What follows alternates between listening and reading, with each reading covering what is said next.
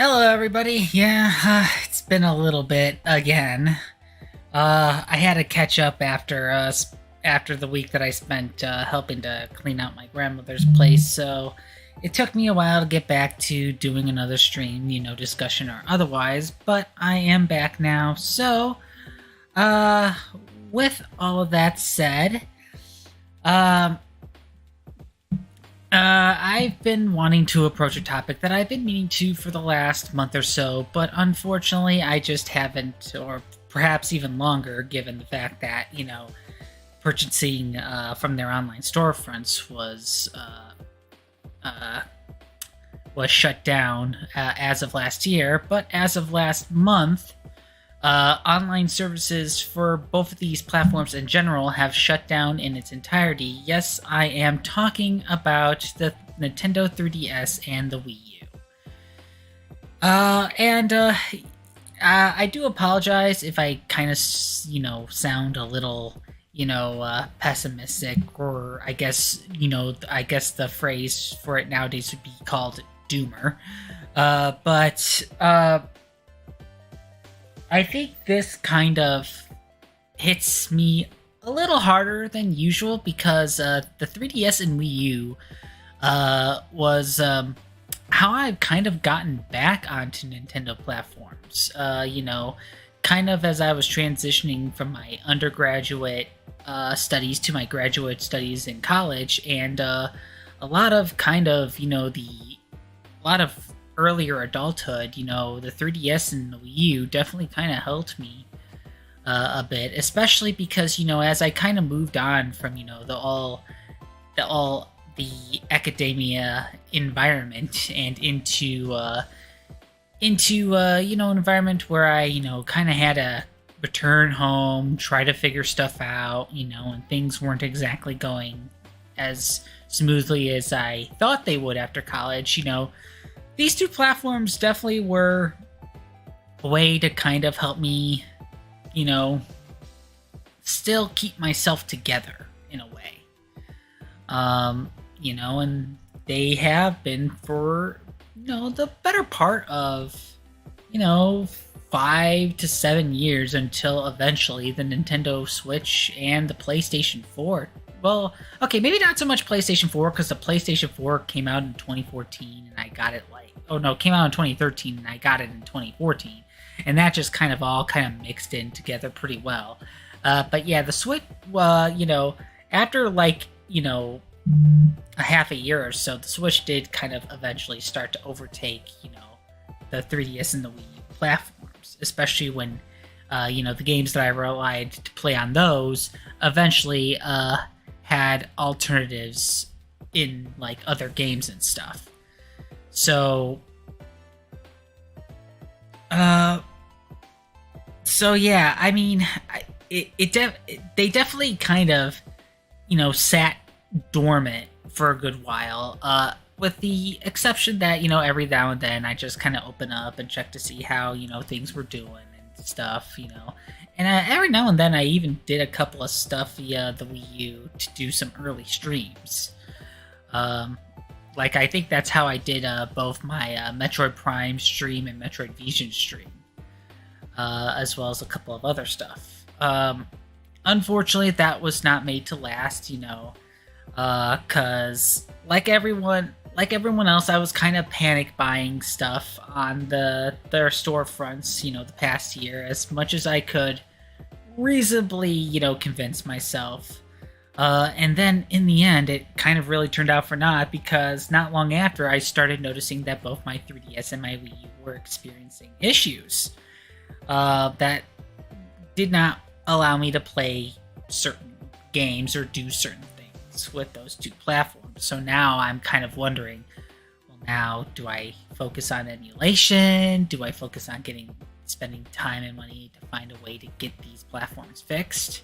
Especially given the fact that, even if I do get them fixed, I can't use online services anymore unless if I go out of my way to, find a fan-made server, which I think one is available to connect to using your 3DS and Wii U. So you know, dedicated fans definitely worked fast, and hopefully, Nintendo leaves that alone because they have been pretty infamous with going after fan projects as well as any sort of emulation. Well, not so much emulators, but ROMs that you need to use to emulate older games. Like I know recently, the company behind the 3DS emulator Citra got shut down, and I think largely in part because they also were making a Switch emulator, which that probably wasn't the smartest thing for them to do since the Switch is still on the market. I think they did since then provided a new 3DS emulator, and I know that the Delta emulator that you can run on Apple smart devices, which covers a lot of the very older platforms, both handheld and early console. I think that has also been approved to be available via the App Store, which is nice. And I know Dolphin's still alive and kicking as well. But yeah, I mean, if you want to kind of even remotely try to enjoy some of the games that you have in the same way, you're gonna have to go out of your way to do so, unfortunately. Provided that you either still have a working platform, the games that you have for that platform are still working, and if you are able to access any sort of post-release updates as well as downloadable content, because unlike the earlier consoles, even all the way up to GameCube, PlayStation 2, Xbox, and Game Boy Advance, and early DS, because I know later iterations of the DS have internet connection, and I know the Wii had internet connection.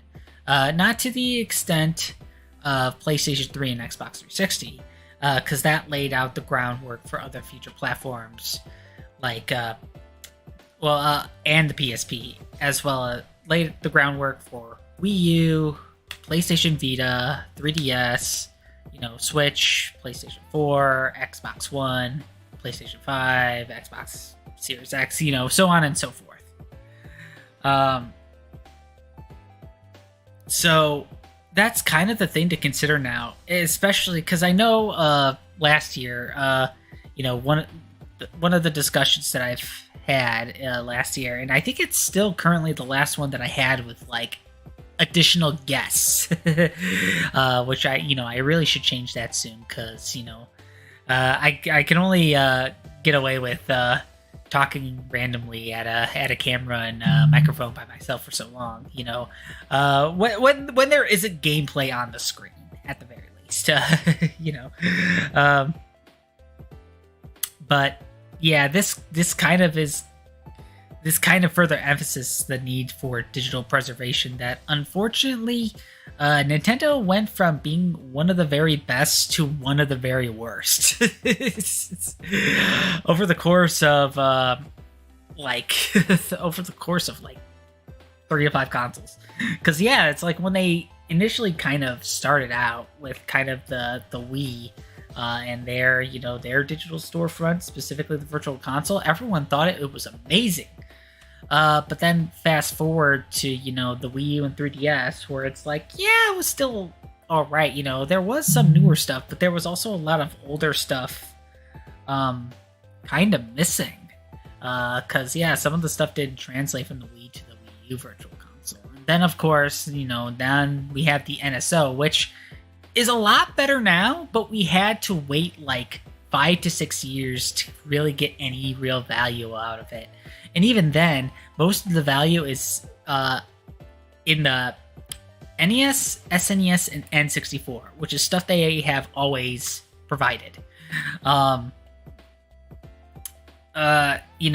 Game Boy Color's lacking, definitely lacking in comparison to how the 3DS had it. And Game Boy Advance, yeah, even more so. And I mean, and the Sega Genesis via Nintendo Switch Online is very weird, especially when you put it next to the fact that Sega had released like their own Sega Genesis collection for multiple platforms, including the Switch. So yeah, with both of those kind of together, it's just an awkward mismatch. And it still even flies in the face of like past Sega Genesis collections and the like. So yeah, I mean, a large part of it is that I think, third parties are kind of more taking it upon themselves to, release their own classic games, which, again, it like everything else, it's just a flip of a coin. They may do it, they may not do it. And even if they do it, it doesn't mean that it's going to necessarily be good. Same thing with like, ports, remakes, and remasters. So now more than ever, we're kind of relying on, inconsistent goodwill of publishers and developers to make games on past platforms available, especially when they are very anti-emulation. Well, anti-emulation in the sense that they don't want past games that are no longer accessible to be kind of open source. And I'm still like very hesitant on pulling the trigger as far as emulation, because it's like, oh, I need to know which emulator to get. I need to know which place to get ROMs that, I'm not downloading, any sort of virus, spyware, malware, or whatever that's attached to it, and I got to make sure everything works, and if I want to stream it, I got to make sure everything works while streaming it. It's one of those things where it's like, I really just wish that the people that have made these games, provided that they still have the source code, which, yes, it is very possible for the company to lose the source code of the games that they have made.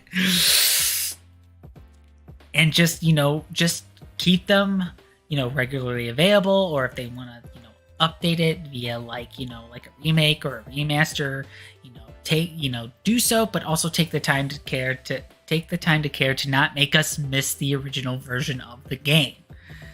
So, and again, this is even now more so than ever with, the newer platforms that are suddenly becoming retro, because, now, the games that are available, even if you go to like, a classic game store and you're able to find it, well, you're not going to, all of a sudden, you're not going to be able to, update any patches that, that are updates, because every game comes with patches and updates now. You're pretty much out of luck of any DLC or any extra content, especially if it feels like that DLC or extra content is needed to have the full experience of the game, which unfortunately is very much true of certain 3DS and Wii U titles. If a game is multiplayer focused, you have to figure a way to connect to the fan-made server in order to experience those games, or you have to play locally with other like-minded enthusiasts. And I think it's even gonna get, some titles are digital only. So if they were, digital only release, and they were only made available on, the platforms that no longer have a working storefront, well, you're kind of out of luck. And then there goes into the fact that, especially with the case of, PlayStation 4, Xbox One, and probably also very likely, the versions of PlayStation 5 and Xbox Series X that still have disk drives and still take physical media. A lot of physical media for those platforms are basically glorified activation keys. Most of the game is kind of downloaded online in a similar fashion as if you were to purchase the game digitally. Now, that isn't always the case, but especially with the higher end games from AAA studios and all the big names and stuff, it happens more often than not, because especially because not everything fits onto a Blu-ray anymore. Even if it is a dual layer Blu-ray, not everything fits on there anymore. And then, again, you run into, the similar problems, with the 3DS and Wii U titles where it's like, now you have to have, now you got to hope that, all the patches that were available, from launch to, the current patch or the latest patch, all that can download, and again, if there was any DLC, and you gotta hope you to access it, otherwise you're not going to get the complete experience, anymore.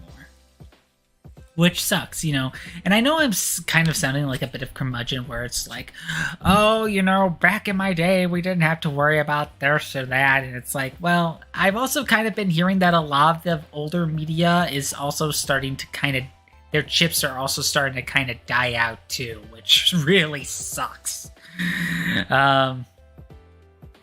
Which again, further emphasis the point, of having a digital library of games that can be constantly preserved and maintained and made available through, all, to make, a lot of the games that were available back then, available to generations of today.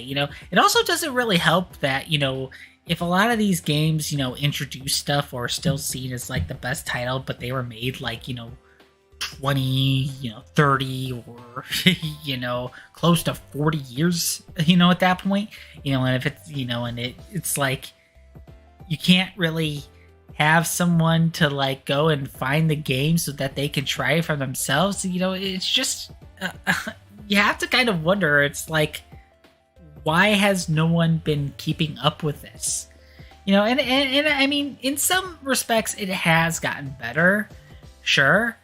But again, you have to rely a lot on very inconsistent goodwill of companies that, that are full of execs that are basically like, well, how does this make me money? Essentially. And I mean, yes, the realities of a business is that in order for them to commit resources to something, they have to see a return on it. Otherwise, they're not going to have enough money to, keep everyone at the office and keep the lights on and stuff, And I mean, the last couple of years especially, we've been seeing companies just, letting go employees at a whim at a very large number. And it's just like, it is very, very gross. So, if a lot of companies can't even be trusted to keep their employees, then at what point it's like, how are we going to trust them to keep alive some of the games that we've always been wanting to play through later generations of consoles? Because, backwards compatibility can only go so far. Even in terms of like computers, PC computer storefronts, like with Steam, it has a library of so many games spawning back so many decades ago, but it is fully reliant on certain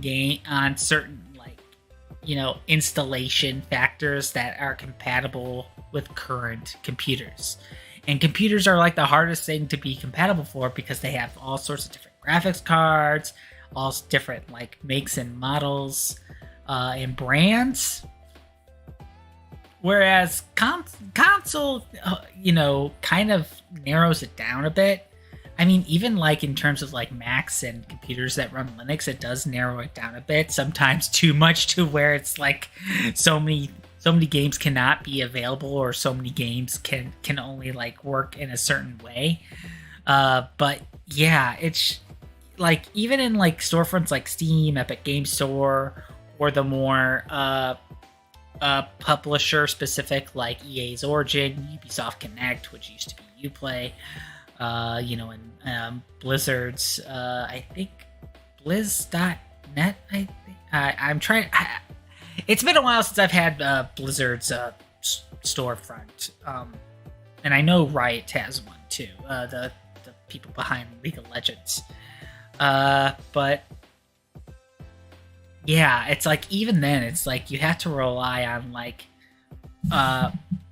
the software in these storefronts, be it old or new, to work with as many computers as possible. It's like, and the longer that time goes on, and the longer that like computers head towards like very specific directions and trying to focus more on the latest things, the older things that what got people to like, games as a whole, or at the very least like very specific kinds of games and very specific kinds of properties and stuff, it definitely gets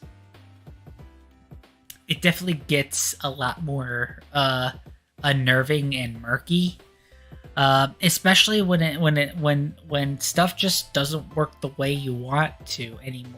After when you're used to something like, again, I'm going back to like, my own 3DS and Wii U. You're very used to work things certain way, and then you kind of leave it alone for a few years, and then one day when you're trying to pick it up and see how it kind of is doing, and then all of a sudden it doesn't want to work the way that you want it to, and now you're like, well, there's like, a couple platforms and various libraries of games that that I'm probably gonna have to part with just because things don't work the way they want to anymore. Which kind of sucks. It's like, for as much as I was kind of kicking myself back then of how I sold a lot of my childhood favorites just to get a system and a few games that I don't even have anymore. A a decade or so later, it kind of really puts things into perspective when you're older, you don't have as much money or time to kind of expand like your own gaming collection or anything anymore. You're not sure if you're going to be able to find a good way to repair the stuff that you currently have, just so that you could just spend one more passing moment, playing with it before you go back to your newer stuff, which, you can't even keep up with the newer stuff anymore, And the same thing I could also say on a professional level too, especially because, recently when I tried to like get like audio recorder, that has like, the XLR connectors and stuff for our project, the darn, after having that thing for over a decade, that darn thing just doesn't want to turn on anymore, even when I have like brand new batteries on it. I'm just like, man, So, yeah, and I mean, again, it's like the more that, technology progresses, especially when things are starting to become, more reliant on, all digital internet connections, servers and stuff. And like I mentioned before, with like the PS4 and Xbox One specifically, and especially with, the Microsoft and Sony's platforms going forward, if they even last as long, because I swear, as of late, those two companies are doing everything they can to destroy like all the goodwill that they've been building up for the past couple of decades. Although, to be fair, Nintendo isn't really doing much better.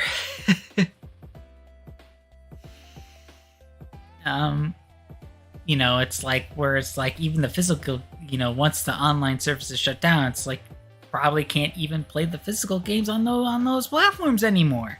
And yeah, if you get the physical disc drives for the platforms after that, there is some backwards compatibility there, but it's like at that point, you're just relying on a lot of different things to work for you in order to kind of, have similar experiences that you've had before, which is, it adds a lot of additional anxiety, It's bad enough that, which adds on to like all the other anxiety that you have about other stuff. So, it kind of unfortunately makes what was once relaxing, hobby, passion, and, for some people, even their very paycheck, be it content creation or even playing games, to get inspiration for making one of their own, which, that with trying to work in the gaming industry, that's a whole other topic for another day. And this is coming from someone who's never really taken the chance to do so himself, unfortunately. But there's a lot of other things that I could be talking about that's just stemming from this conversation, as if I'm not rambling enough as it is. But yeah, I mean, now 3DSs have been more widely available than Wii U's, and a lot of the larger part of the Wii U's library has already been ported over to Switch. And a lot of the stuff that's on there has already been available on other platforms already. But it's like it's always the stuff that has it that always sticks out the most, or even the stuff that has better versions later. There was something about kind of the versions on those two particular platforms that just kind of stuck out, that unfortunately you can't really experience the same way anymore. Like Super Mario Maker, yes, we have the sequel, but a lot of the content that was made on the first one is pretty much gone. You pretty much can only just play by yourself, which kind of fits more into probably the 3DS version that they made, but even then it's just like there isn't really much you can do about that. Splatoon, you pretty much can only play the very short campaign. You can't play online multiplayer, and the offline multiplayer they have is not really all that good. Kid Icarus Uprising, you still have the single player, which is good.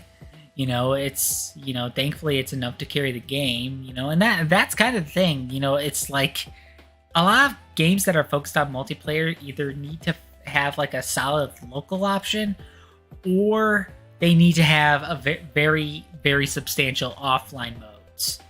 Because once that multiplayer eventually shuts down, it's like that game is basically a paperweight now.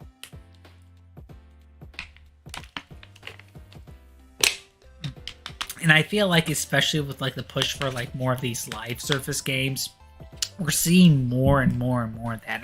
We're seeing more of those games not even lasting, within the very generation that they've been released in, which is just very sad.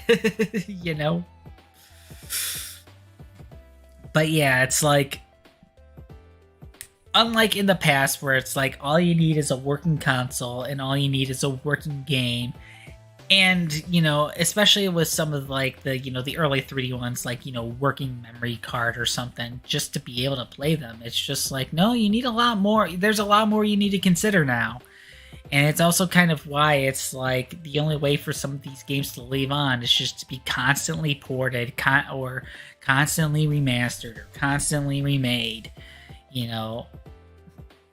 And some Nintendo franchises really have it bad. It's like frickin' Pokemon is like the largest. It's the largest media franchise in the world, and yet they cannot be bothered to bring a lot of their older games back to older platforms. And even when they do, it's always a crapshoot of whether or not it's good.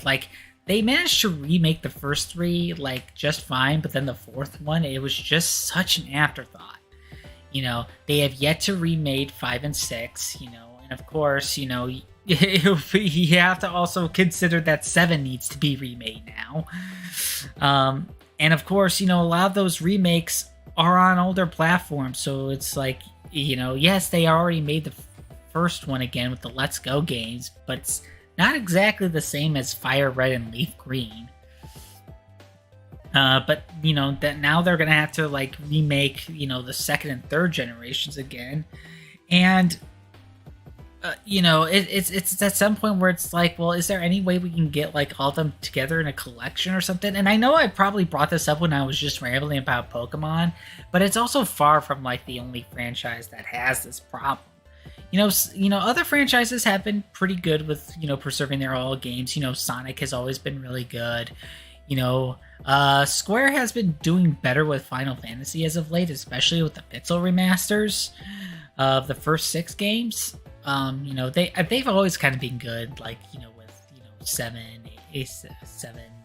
10, 10, 2, and 12. They've pretty much got a format for at least a lot of their main titles. Probably not so much with their side titles, unfortunately, which yeah, that could always be worked on. Capcom has been really good as of late with a lot of their older fighting games, and especially with the Mega Man titles. I mean, there is a few that they could probably be better at, here and there, but it's still really good. But yeah, it's like you have to try to count on companies that are willing to spend the time and effort to even have the game available in the first place, but then you also have to rely on them actually getting it done to the point where it's like it's just as playable as the original, it's just as fun as the original copy, and it's like you can feel rather confident that in later generations they'll be able to provide the same game in a similar manner over and over again, which yes, it is a process that takes man hours, it takes time, it takes money, but it is something that is definitely well appreciated, especially when it's done right. Especially once we start getting to the point where it's like there is no way to play like stuff on original hardware. With the original software, we need to have an alternative. And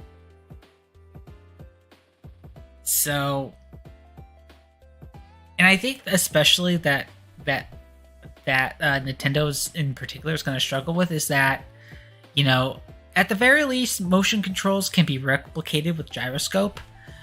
Touch controls is a little tougher because you either have to because their current system is a Switch, you either have to have the device in handheld mode and be able to touch it like a smartphone,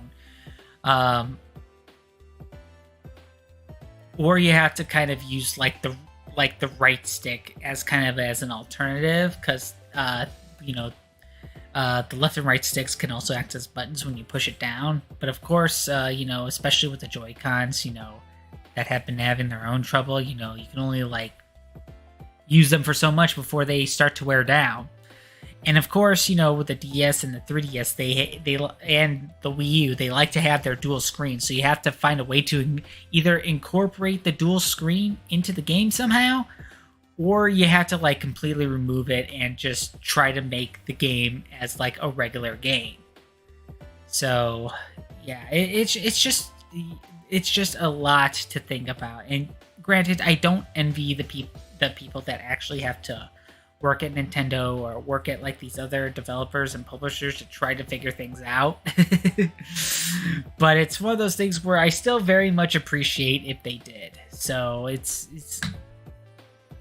I try not to ask for too much, but at the same time I understand if it kind of gets to that point. But it's it gets very frustrating when it's when they do their corporate, we hear you, we know that you're upset, we hope you still have fun with your platforms, and that's pretty much all they say about the matter. And Nintendo especially likes to do this, where it's we're sorry that we can no longer provide these services, but we still have these current platforms available. We hope you still enjoy them. It's you're trying to justify people sticking around by using the "please understand" that has been immortalized into a meme, by the late Satoru Iwata, which rest in peace. But it's there's only so much you can expect people to understand when they want to play something specific, but they all of a sudden can no longer play the game that they've been wanting to play the game. So it's just you can't really win, essentially. In that regard, it's just it is very baffling, and again, it adds a lot of stress and anxiety to a hobby or a passion, or again, a full-blown career, to something that is supposed to be enjoyable and relaxing to me. I know that is hardly the only problem that is kind of been plaguing gaming, modern or otherwise, but it's just unfortunately a reality that we're going to have to deal with, especially with, as technology moves forward and games have to move forward with it. We have to kind of try to figure out how to make sense of, what kind of gets left behind. The same can easily be said, with music, television shows, and movies, especially because everything is going into the all digital streaming model, where stuff can be, where there's a grand library available, but then, as soon as they need to, have newer stuff in, some of the older stuff has to go away, and then it gets segmented into other streaming services that you basically have to pay as much as cable. Nowadays, probably even more, just to have like a full, complete,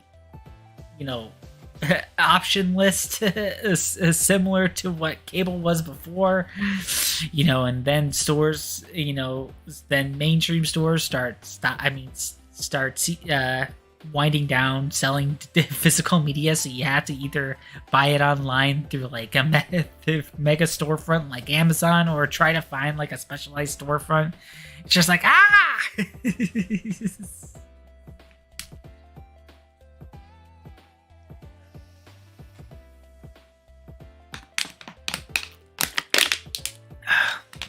Man, I am really turning into, the good old Burke in my day. It's just like, man.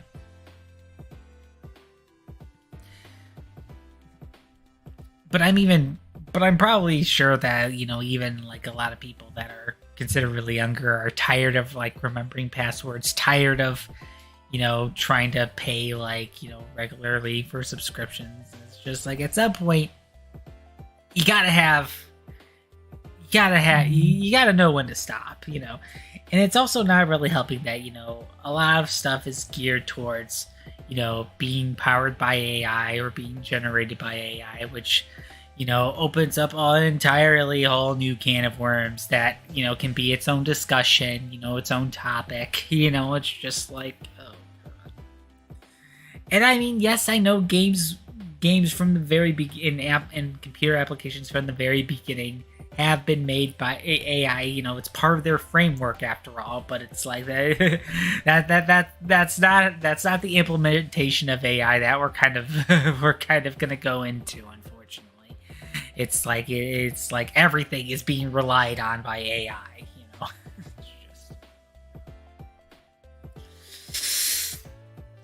But yeah,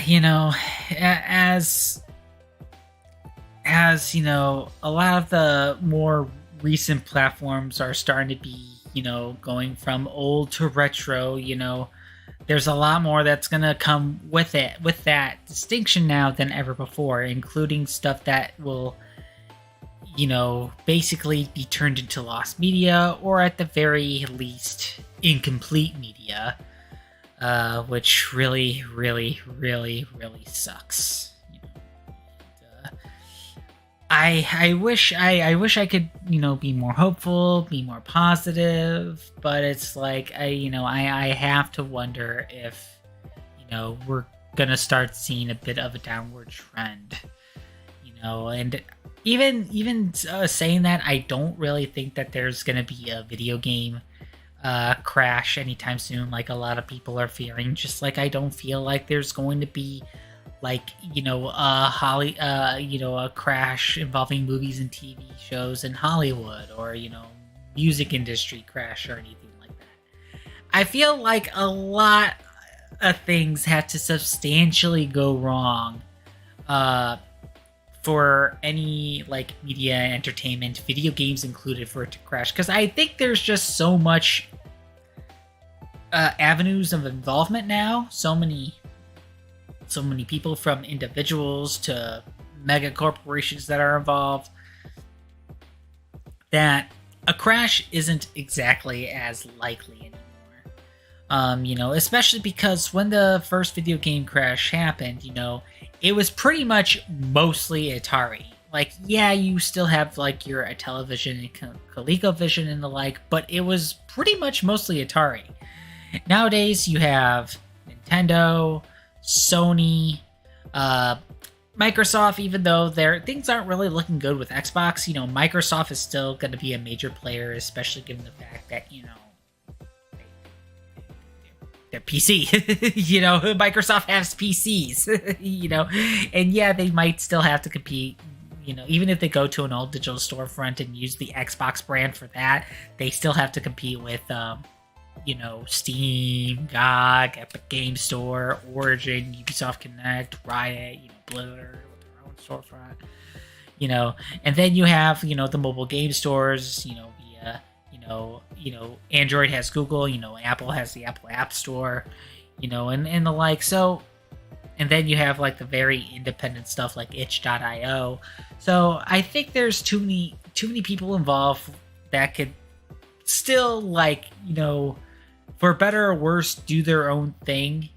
And for a crash to happen, it's like things are going to be progressively more hair-pulling, more frustrating, more inconvenient under the guise of convenience, and especially when things kind of start taking a downward turn, it's like, that you have like a bunch of other people trying to desperately, like, prop things up just for things to be somewhat okay. So I feel like that's kind of where we're heading. It's like things may not really be okay, but people are going to do their best for things to be okay, and all that stuff. So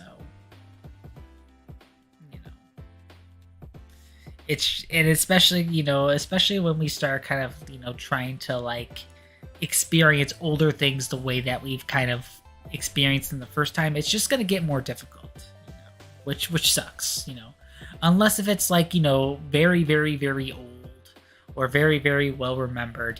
It's going to be very hard for various games and properties to exist in a similar manner that they have, especially if the only ways that they can exist are means that aren't necessarily going to be seen on the right side of the legality line, so which is really frustrating. It's gonna unfortunately continue to be frustrating before it gets less frustrating. Not even good, just less frustrating. So, but I can always try to hope for better, Otherwise, before I turn myself crazy, I can always try to hope for better. So, speaking of hoping for better, I just recently got a couple of Ethernet adapters, as well as an Ethernet cable. I was able to make a 14-inch cable work. Which I know is not an entirely ideal. I know the smaller the better, but I think that was kind of like the closest that I could get, my current setup to the closest Ethernet port. And I got myself two adapters, one USB-C and one just regular USB. Right now I'm using the USB-C one in order to kind of still make room for the USB-A ports. But I also have the other one to kind of switch around. So hopefully streams in the future will be better. Right now I can't really say for sure, especially because, I haven't tried the whole full experience yet with OBS. I just did a couple of bandwidth tests, and try to base it off that, but we all know how well that has worked out before. So,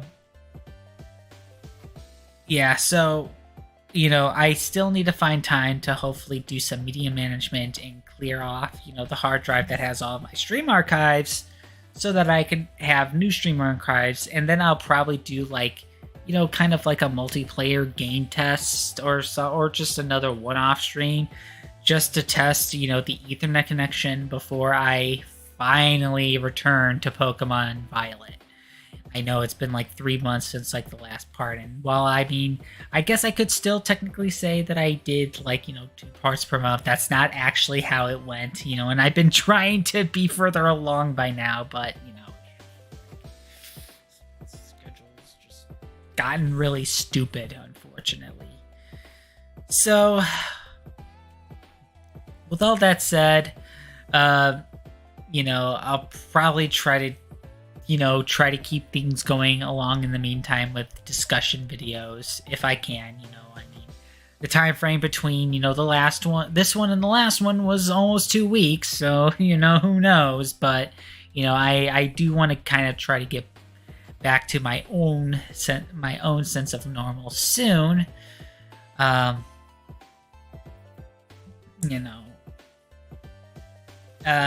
soon as I can. So. With all that said, I do appreciate everyone who took the time to hear me ramble on against the topic that that I've been thinking about, as well as some other things that are kind of adjacent that I've been thinking about as well. So, I'm pretty sure that as soon as I end the stream, I'm gonna be like, why didn't I say that while the camera was rolling? But yeah, so with all that said, I hope you all have yourselves a wonderful evening, and take care.